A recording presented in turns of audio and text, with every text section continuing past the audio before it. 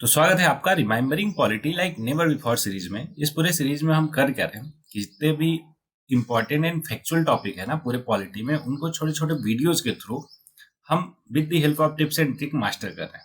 तो आज का एजेंडा है हमारा इमरजेंसी प्रोविजन को मास्टर करना। उससे पहले एक कुछ डिटेल मेरे बारे में आपको मालूम ही है, अगर नहीं मालूम तो पॉज करके पढ़ सकते हो। जस्ट लास्ट पॉइंट पे फोकस कीजिए कि अगर आपको पर्सनल काउंसलिंग चाहिए तो in that case you can fill out the form given in general description.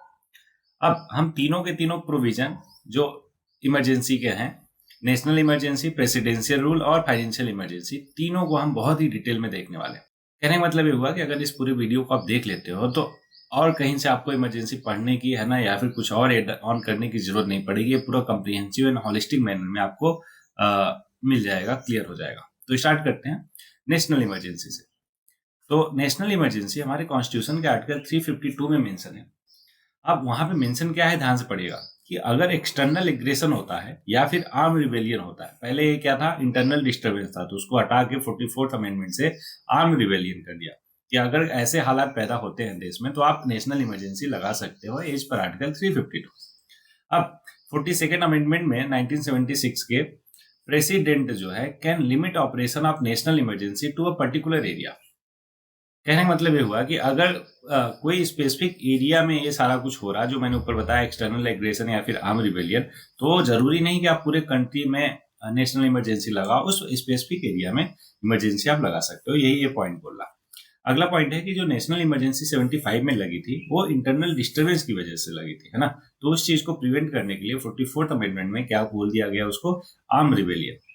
अब president can proclaim only after receiving a written recommendation from cabinet. ये 44th अमेंडमेंट से आया कि जब तक कैबिनेट रिटन रिकमेंडेशन प्रेसिडेंट को नहीं देंगे तब तक प्रेसिडेंट इमरजेंसी प्रोक्लेम नहीं कर सकते।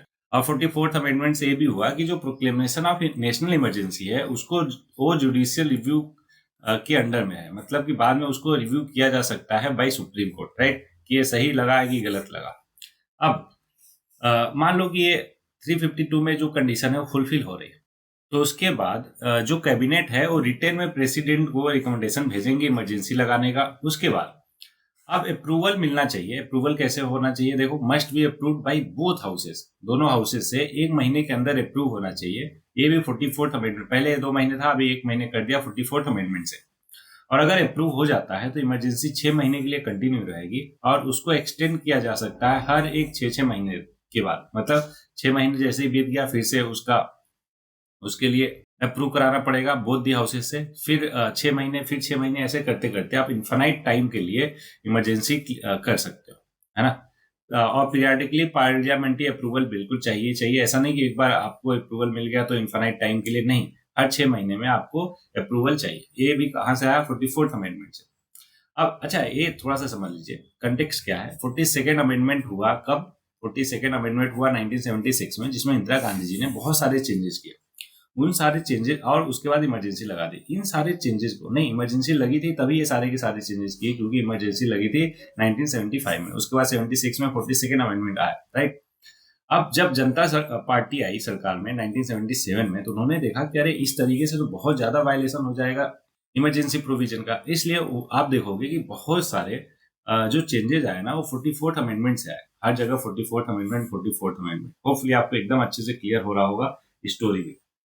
अगला पॉइंट है कि approval for continuation bye either of the house by special majority. कैसा अप्रूवल चाहिए, स्पेशल मेजॉरिटी चाहिए। ऐसा नहीं है कि सिंपल मेजॉरिटी से आप इमरजेंसी लगा दोगे, नहीं, अप्रूवल स्पेशल मेजॉरिटी चाहिए। आगे बढ़ते हैं। बात आती है कि उसको रिवोक कैसे कर सकते हैं। चलो, इमरजेंसी लग गई, हर 6 महीने बाद आप अप्रूव करते जा रहे हो दोनों हाउसेस से, है ना, और वो कंटिन्यू है कहाँ तक, टिल इन्फिनिटी तक। बट बीच में अगर जिस वजह से इमरजेंसी लगाई थी वो कंडीशन खत्म हो गया तो रिवोक करने की भी जरूरत पड़ेगी। तो रिवोक कैसे किया जा सकता है नेशनल इमरजेंसी को, तो देखो, प्रेसिडेंट रिवोक करेगा अगर लोकसभा के 1/10 मेंबर जो है वो रिटेन में नोटिस देते हैं स्पीकर को। ये भी 44th अमेंडमेंट से आया। और रिवोकेशन कैसे होगा, सिंपल मेजॉरिटी से। कैसे, सिंपल मेजॉरिटी से रिवोक कर दिया जाएगा। अब जब नेशनल इमरजेंसी किसी देश में लगा होता है तो क्या इफेक्ट, किसी देश में नहीं, हम अपने देश की बात कर रहे हैं, तो ऑब्वियस है इमरजेंसी के दौरान क्या इम्पैक्ट होता है सेंटर स्टेट रिलेशन पे, उसको 1 by 1 समझते हैं। पहला, एग्जीक्यूटिव रिलेशन पे क्या इम्पैक्ट पड़ता है। देखो, सेंटर जो है एक्सटेंड करता है executive power to the state. इसका मतलब कि जो एग्जीक्यूटिव पावर है स्टेट का, वो सेंटर जो है परफॉर्म करता है और डायरेक्शन भी देता है स्टेट को, है ना। State government is not suspended, उसको सस्पेंड नहीं किया जाता, लेकिन कंप्लीट कंट्रोल हो जाता है सेंटर का। वहीं पे लेजिस्लेटिव की बात किया जाए तो पार्लियामेंट जो है स्टेट सब्जेक्ट पे भी, स्टेट लिस्ट में भी लॉ बना सकता है ना। और वो इनऑपरेटिव हो जाएगा 6 महीने जब इमरजेंसी खत्म हो जाती है। सारे पॉइंट अपन देख चुके हैं ऑलरेडी सेंटर स्टेट रिलेशन में, है ना। फाइनेंस की बात किया जाए तो प्रेसिडेंट कैन मॉडिफाई या रिड्यूस कर सकता है या कैंसिल कर सकता है distribution of revenue of state, जैसे कि such order president has to lay before the parliament. और ऐसे ऑर्डर को जो प्रेसिडेंट है पार्लियामेंट के सामने रखेगा, ऐसा नहीं कि अपने मन का कर सकता है। अब लोकसभा और स्टेट असेंबली पे क्या इम्पैक्ट पड़ता है इमरजेंसी का, तो देखो लोकसभा का टाइमिंग जो है 1 साल के लिए एक्सटेंड किया जा सकता है एट अ टाइम, और extension can not continue beyond 6 month जब नेशनल इमरजेंसी हट जाती है ना। जैसे नेशनल इमरजेंसी खत्म हो गई तो उसके 6 महीने के बाद कंटिन्यूएशन नहीं कर सकते किसका, लोकसभा का। ओके, अगर वो 5 उसका ईयर खत्म हो रहा, लाइक 5 ईयर जितने टाइम के लिए कॉन्स्टिट्यूट की जाती है लोकसभा, तो जैसे इमरजेंसी खत्म हुआ मान लो यहाँ पे, तो उसके 6 महीने के बाद आपको 6 महीने के अंदर इलेक्शन कराना पड़ेगा। 6 महीने के बाद उसको कंटिन्यू नहीं कर सकते किसको, लोकसभा। वहीं पे अगर हम बात करें स्टेट असेंबली का, तो पार्लियामेंट उसके टेन्योर को एक्सटेंड कर सकती है। अब फंडामेंटल राइट पे क्या इम्पैक्ट पड़ता है, ये भी हमने ऑलरेडी देखा था फंडामेंटल राइट वाले चैप्टर में, कि 3 IAS पर आर्टिकल 358 जो फंडामेंटल राइट है ना 19, उसके जो 6 राइट्स है, कौन कौन सा, साम, एफ और क्या क्या था, मैं अभी क्लियर करा देता हूँ आपको। एस का मतलब था स्पीच एंड एक्सप्रेशन, फिर असेंबल पीसफुली, फिर है ए है एसोसिएशन बनाना, मूव करना throughout the territory of India, reside करना किसी भी पार्ट ऑफ इंडिया में, और प्रैक्टिस एनी प्रोफेशन, ये है साम आरपी। ठीक है, तो ये 6 के 6 जो फंडामेंटल राइट्स है आर्टिकल 19 में, उसको सस्पेंड कर दिया जाता है जब एक्सटर्नल एग्रेशन लगाओ। ध्यान रहे एक्सटर्नल एग्रेशन की बात हो रही है, इंटरनल डिस्टर्बेंस या आर्म रिबेलियन। इंटरनल डिस्टर्बेंस तो अभी है ही नहीं, आर्म रिबेलियन हुआ तो उस टाइम पे भी नहीं, लेकिन केवल और केवल एक्सटर्नल एग्रेशन के केस में आर्टिकल 19 को सस्पेंड किया जा सकता है। ठीक है, आगे है पॉइंट की जो आर्टिकल 359 है वो बोलता है कि suspension of other fundamental right except 20 और 21 को छोड़ के, और बाकी सारे के सारे जो फंडामेंटल राइट है उसको आप सस्पेंड कर सकते हो। ठीक है, ओके। 44th अमेंडमेंट से क्या हुआ कि automatically suspend of fundamental right article number 19, अब एक्सटर्नल एग्रेशन के मामले में, है ना। और आर्टिकल 359 में प्रेसिडेंट सस्पेंड कर सकता है राइट टू सीक रेमेडीज, जो आपको कॉन्स्टिट्यूशनल रेमेडीज मिलती है ना एज पर आर्टिकल 32, तो उसको भी सस्पेंड कर सकते हैं कौन, प्रेसिडेंट, एज पर आर्टिकल 359, है ना। और 20 और 21 को छोड़ के बाकी सारे के सारे जो फंडामेंटल राइट्स है उसको सस्पेंड किया जा सकता है। होपफुली आपको बहुत ही अच्छे से क्लियर। अब पहला हमने देख लिया क्या, 352 आर्टिकल के अंदर नेशनल इमरजेंसी, है ना। अब दूसरा हम देख रहे हैं जो है प्रेसिडेंट रूल। प्रेसिडेंट रूल है आर्टिकल 356। उसके बाद तीसरा देखेंगे जो कि है फाइनेंशियल इमरजेंसी, जो आर्टिकल 360 के अंडर में आएगा। तो प्रेसिडेंट रूल क्या बोलता है कि किस ग्राउंड पे आप डिक्लेयर करोगे, उसको स्टेट इमरजेंसी भी बोला जाता है। 355 आर्टिकल के अकॉर्डिंग कि डियूटी है सेंटर का इंश्योर करना कि स्टेट गवर्नमेंट जो है अकॉर्डिंग टू कॉन्स्टिट्यूशन वर्क कर रही है। 356 में बोला गया कि सेंटर की ड्यूटी है कि take over state in case of constitutional failure in the state. अगर कॉन्स्टिट्यूशनल फेलियर है स्टेट का, दैट केस जो सेंटर है ना वो टेक ओवर कर सकता है स्टेट गवर्नमेंट पे एज पर आर्टिकल 356। 2 ग्राउंड है प्रोक्लेम करने का इमरजेंसी। पहला है कि अगर प्रेसिडेंट टू प्रोक्लेम अगर सेटिस्फाई रहता है गवर्नर की रिपोर्ट से। इसका मतलब कि अगर गवर्नर अपना रिपोर्ट सबमिट करता है प्रेसिडेंट को कि देखो यहाँ पे कॉन्स्टिट्यूशनल मशीनरी का फेलियर है स्टेट में, आप प्रेसिडेंट रूल लगाओ, तो वो एक कंडीशन बनता है प्रेसिडेंट रूल लगाने का। दूसरा कंडीशन आर्टिकल 365 में है जो भी बोलता है state fails to comply with direction of centre. अब इसमें सेंटर स्टेट रिलेशन में मैंने आपको बताया कि 4 डायरेक्शन देता है सेंटर हर एक स्टेट को, और उसको फॉलो करना होता है। अगर नहीं करता तो एक ग्राउंड बनता है प्रेसिडेंट रूल लगाने का, या स्टेट क्या यहाँ पे बोला, एक नाम और बोला मैंने, हाँ, ये also known as state emergency, right. तो ये भी लगाने का ये एक ग्राउंड बनता है। तो ये दोनों के दोनों कंडीशन होपफुली आपको अच्छे से क्लियर हो गया। अब बात आती है चलो ठीक है, मान लो कि कोई 2 कंडीशन इसमें फुलफिल हो रहा, तो क्या कैसे अप्रूवल मिलना चाहिए। तो देखो सारा कुछ सेम है, वहां पे 1 महीने था नेशनल इमरजेंसी में, यहाँ पे है 2 महीने, ठीक है। और ये कंटिन्यू रहेगा 6 महीने तक। और अगर इस can be extended for maximum 3 साल, 3 साल वो नेशनल इमरजेंसी कितना था, इन्फानाइट टाइम के लिए, हर 6 महीने बाद अप्रूवल लेकर दोनों लोकसभा एंड राज्यसभा से आप कंटिन्यू कर सकते हो, राइट। लेकिन जो हमारा प्रेसिडेंस रूल है, हर 6 महीने का आप अप्रूवल लेकर मैक्सिमम 3 सालों के लिए उसको कर सकते हो, है ना। अब कंटिन्यूशन के लिए आइदर हाउस से सिंपल मेजोरिटी से, आइदर हाउस मतलब किसी भी हाउस से सिंपल मेजोरिटी से आप अप्रूवल ले सकते हैं। ये है कंडीशन किसके लिए, कंटिन्यूशन के लिए। अब नेशनल इमरजेंसी जो है पूरे कंट्री में हो सकती है। इलेक्शन कमीशन जो है सर्टिफाई करेगा कि कोई भी जनरल इलेक्शन जो है नहीं हो सकता ड्यू टू डिफिकल्ट सर्कमस्टेंस। इसी सिचुएशन में आप प्रेसिडेंट रूल लगा सकते हो उस स्पेसिफिक स्टेट में। अगर ये 2 कंडीशन नहीं है तो इसका मतलब आप प्रेसिडेंट रूल बिल्कुल नहीं लगा सकते किसी भी स्टेट में।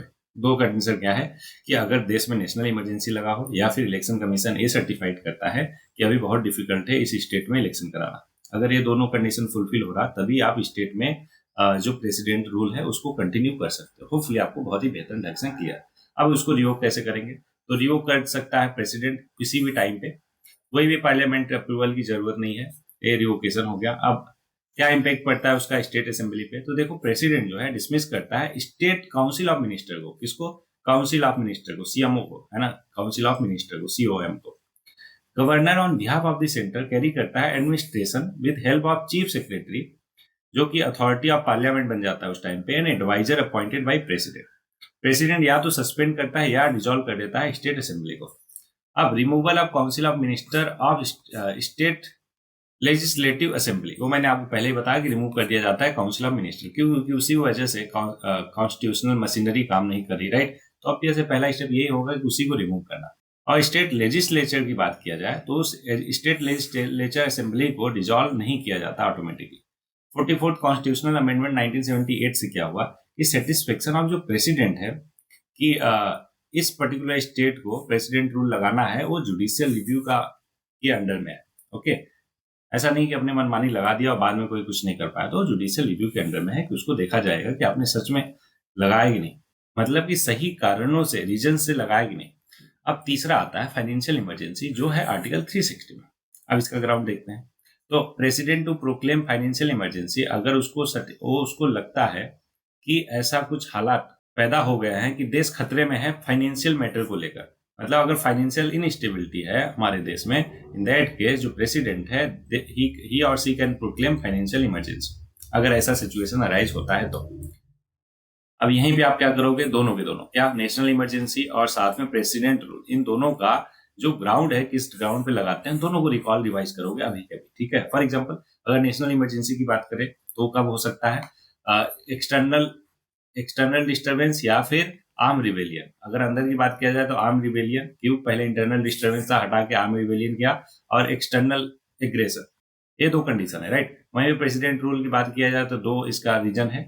एक है कि कॉन्स्टिट्यूशनल मशीनरी फेल हुई है स्टेट में, और दूसरा है कि जो डायरेक्शन दिया है सेंटर ने स्टेट को, उसको स्टेट ने नहीं माना है या वायलेट किया है, राइट। तो ये 2 केस है। कितने डायरेक्शन है, टोटल 4 डायरेक्शन है, वो एकदम डिटेल में बताया था सेंटर स्टेट रिलेशन में। अब सारा कुछ फिर से रिपीट करूंगा तो लेक्चर बहुत लेंदी हो जाएगा, दैट्स व्हाई ये सारा कुछ आपके दिमाग में चलना चाहिए तुरंत के तुरंत। जैसे ही कोई भी एक रिवाइज कर रहे हो तो बाकी दोनों के दोनों अपने आप आपके दिमाग में चलना चाहिए, सच दैट तीनों एक साथ ही रिवाइज हो, रिपीट होने पर बार बार, राइट। तो जैसे हमने देखा कि ग्राउंड ऑफ डिक्लेरेशन में बाकी दोनों को रिवाइज कर लिया, बाकी चीजों पर भी आप ऐसे रिवाइज करोगे, है ना। जैसे अप्रूवल की बात किया जाए तो दोनों हाउसेस से अप्रूव होना चाहिए 2 मंथ के अंदर, और रिजोल्यूशन जो है सिंपल मेजॉरिटी से पास होना चाहिए। अब यहीं पे दोनों का बात करो, किसका किसका, नेशनल इमरजेंसी और प्रेसिडेंट रूल का। इसमें कितना टाइम था, 1 महीने, वो भी स्पेशल मेजॉरिटी। कैसा स्पेशल मेजॉरिटी, और प्रेसिडेंट रूल में क्या था, 2 महीने और सिंपल मेजॉरिटी, राइट। और कंटिन्यू कर सकते हैं इसको भी इन्फानाइट टाइम के लिए, और इसको क्या, इन्फानाइट टाइम के लिए, और इसको नहीं, 3 सालों के लिए। 2 कंडीशन फुलफिल होना चाहिए।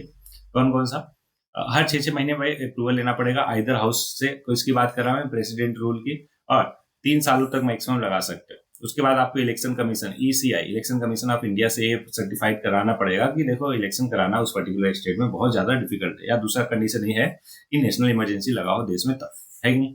ओके, इसको क्या कर सकते हो, इन्फानाइट टाइम के लिए आप कंटिन्यू कर सकते हो, और नो मैक्सिमम पीरियड स्पेसिफाई, ऐसा कोई भी मैक्सिमम पीरियड नहीं है कि 3 साल 5 साल जैसे कि प्रेसिडेंट रूल में है, राइट। और कोई पार्लियामेंट्री अप्रूवल की जरूरत नहीं है इसके लिए, और हर बाकी दोनों के लिए 6 महीने के बाद आप अप्रूवल लेना जरूरी है किसका, पार्लियामेंट का, राइट। अब इसको रिवोक कैसे किया जा सकता है, तो देखो फाइनेंशियल इमरजेंसी जो है ना उसको रिवोक किया जा सकता है एनी टाइम बाय प्रेसिडेंट बिना पार्लियामेंट के अप्रूवल के। इसका इम्पैक्ट क्या होता है कि सेंटर एक्सटेंड करता है एग्जीक्यूटिव अथॉरिटी किस पे, स्टेट पे, डायरेक्ट करता है स्टेट को फाइनेंशियल प्रॉपर्टी जो है ऑब्जर्व करो कि खर्चे वर्चे कम करो। साथ में कुछ डायरेक्शन देता है किसको, गवर्नर को। ध्यान दीजिएगा यहाँ पे गवर्नर है, प्रेसिडेंट नहीं गवर्नर। तो स्टेट के गवर्नर को क्या क्या डायरेक्शन मिलता है कि आप रिड्यूस करो सैलरीज एंड अलाउंस। क्या इसमें हाई कोर्ट और सुप्रीम कोर्ट के जजेस का भी कर सकते हैं क्या, बिल्कुल कर सकते हैं इस दौरान। Reservation of all money other than financial bill for consideration of president, reduction of the salaries and allowance from union and state and जजेस of supreme court and high court, जैसा कि मैंने बताया आपको, राइट। तो बस इस पूरे लेक्चर में इतना ही था। होपफुली आपको एक एक चीज बहुत ही अच्छे से क्लियर होगा, कहीं पे कोई भी डाउट दिक्कत क्वेरी नहीं होगा। तो बस ये एक वीडियो आपके पास एक टूल हो गया। क्या करोगे, कोई भी एक पर्टिकुलर इमरजेंसी खोलोगे, लाइक नेशनल प्रेसिडेंट रूल या फिर लास्ट वाला जो कि था फाइनेंशियल इमरजेंसी, एक को रिवाइज करते हुए बाकी दोनों की चीजें आपके दिमाग में चलनी चाहिए। ओके, पैरेलल में याद रखोगे तो कोई कंफ्यूजन भी नहीं होगा, सारा कुछ एकदम अच्छे से क्लियर भी रहेगा। ओके, तो इस लेक्चर में बस इतना ही, मिलते हैं अगले लेक्चर में। तब तक के लिए ये स्क्रीन पे आपको दिख रहा होगा कि कंप्लीट रिवीजन अगर आप करना चाहते हो अपने यूपीएससी सिलेबस का तो आप कर सकते हो थ्रू यूपीएससी पीवाईक्यू, जो इस चैनल पे आपको मिल जाएगा। तो इस चैनल को चेकआउट करना बिल्कुल ना भूलें। यहाँ पे ना केवल सिविल सर्विसेज के बल्कि सीडीएस और सीएपीएफ के जितने भी क्वेश्चन आज तक यूपीएससी में पूछे हैं 1993 से 2024 तक, वो सारा आपको मिल जाएगा इस पूरे चैनल पे। कौन कौन सा कितना ड्यूरेशन है हर एक कोर्स का, ये मैंने आपके सामने रख दिया है, सच दैट आप अच्छे से डिसाइड कर पाओ अपने टाइम के अकॉर्डिंग कौन सा पहले देखना है कौन सा बाद में देखना है, राइट। तो इस लेक्चर में इतना ही, मिलते हैं नए लेक्चर में। तब तक के लिए पढ़ते रहिए, आगे बढ़ते रहिए।